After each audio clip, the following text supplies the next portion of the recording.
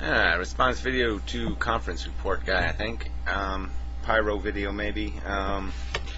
There's a few conference report guy. He makes a lot of videos. We're all making too many of those. I mean, he's making too many for me, and so I'm no doubt making too many for some other people.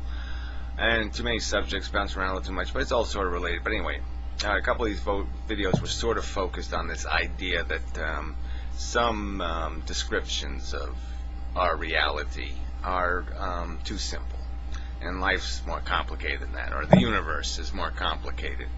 And Pyro kind of likes that kind of stuff, like this quantum mechanics crap, and like there's something still held in there. And I'll just point out that there's nothing in quantum mechanics that demands there to be anything special or complicated. It's just very small stuff. It could be simple cause and effect. The math itself is just probability math. It's doing math without clearly defined variables. So the variables in the math are equations themselves, probability equations, but whatever. No point in going into all that crap. Look, we know the game here, and so I'm going to, people are talking like we can't describe it in 15 minutes, and we can. We can describe the whole game pretty well in 15 minutes, and that's what I'm going to keep making videos like that. Maybe ultimately I'll be able to get it down to 5 minutes. And then I'll have it done, and I'll be done with this shit, and I can go do something else. Look, we know where life came from. It's chemistry. It acquires this ability to reproduce. Okay, if the chemistry complexifies over time, the whole universe is doing that. It does this process where matter gets atoms combine and create bigger compounds. And one of these compounds on planet Earth, so it happened one time as far as we know, and there's no evidence that it happened any other time.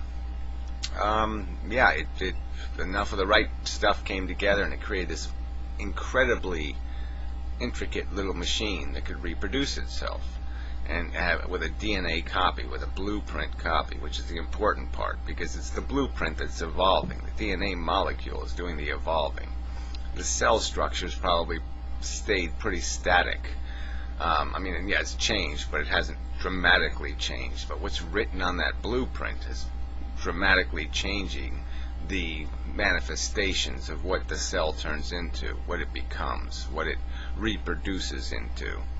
And so now we reproduce into organisms. The DNA for this whole body is these cells are all different, doing all kinds of different things, collected into organs and all kinds of stuff.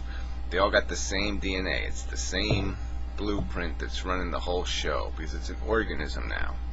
And so these organisms evolved, and there's a few things conference report guy said I really got to point out too. Is he seems so human focused. He was talking like the world hasn't known pain and pleasure and consciousness only part of human history. Like humans weren't even conscious.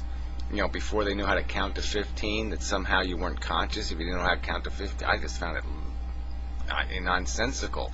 Apparently he doesn't think animals feel, doesn't think they have rich emotional lives, somehow thinks they're somehow substantially less than we are, because they can't read the recipe for, fudge brownies. I don't know. I'm sorry to be dismissive, but I just don't like, when smart people say things incredibly ludicrous, it really just shocks me.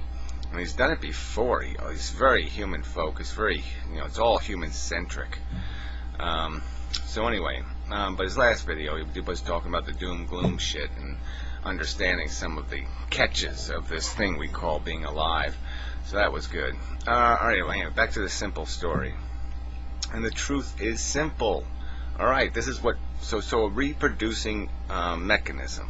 And it goes through this evolution thing, and all it creates biology.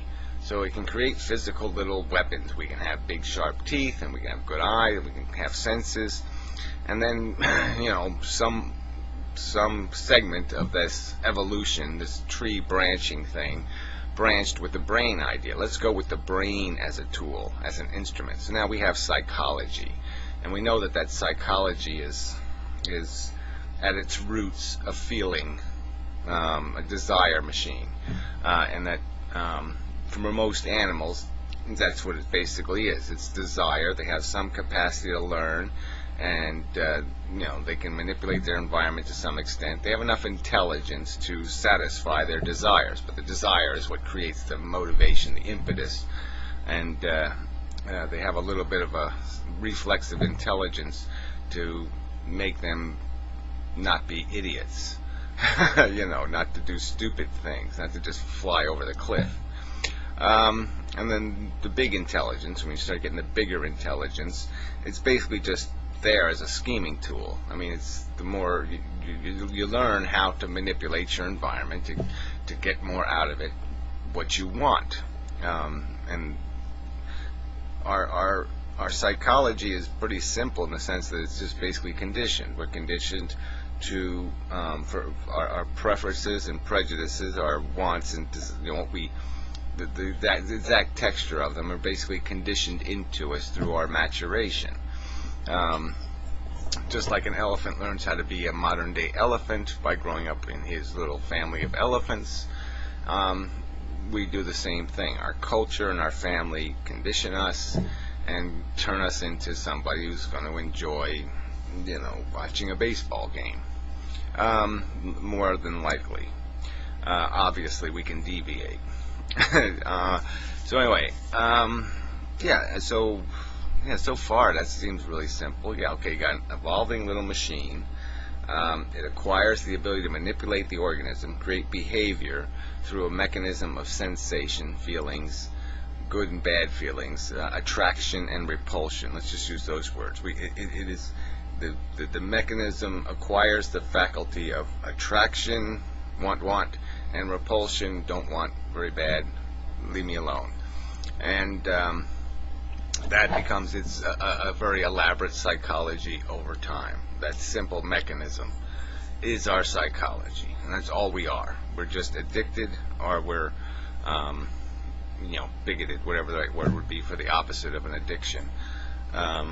Repulsed. Anyway, so what do we do with it? Where does this go? And then we have, like I said, the intelligence built on top that is just scheming to satisfy, basically, the psychology, the gorilla thing that's there, that's the wanty thing. And if the intelligence gets big enough, it can basically analyze the psychology that possesses it.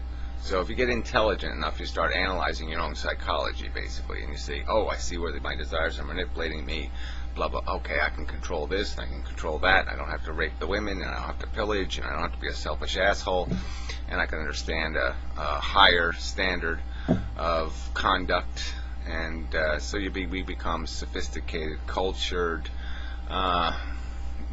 intelligent in a real sense, because now our intelligence isn't just a scheming tool, now it's a knowledge instrument, something that is suppressing our psychology, not feeding our psychology. And where do we go with that? The catch is there's nowhere to go. And so Conference Report Guy was talking about these science fiction visions of the future and how they all have these pluses and minuses to them. Dystopian, he calls it. I would argue that none of them are realistic.